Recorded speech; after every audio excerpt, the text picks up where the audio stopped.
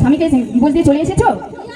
বৌদি বলো, কেউ কি কখনো চায় তার ঘর সংসার ছেড়ে চলে আসুক?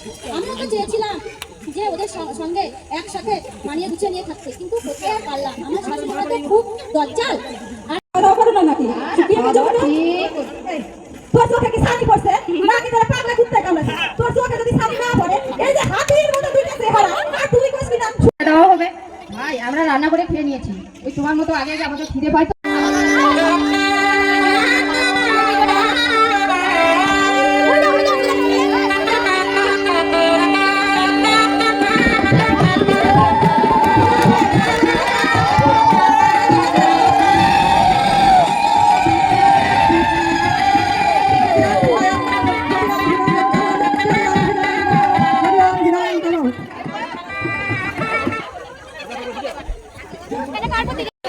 চলো চলো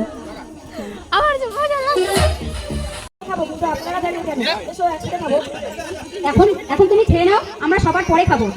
পরে খাবে কেন? এখন তো রাত কম হয়নি, এতদিন যা হয়েছে এখন একদম ভুল বানালে হবে না, কারণ বাড়িতে এখন একজন ডাক্তার এসেছে। খাওয়া সবসময় মেনটেন করতে হবে, তা না হলে শরীরে অসুখ হবে।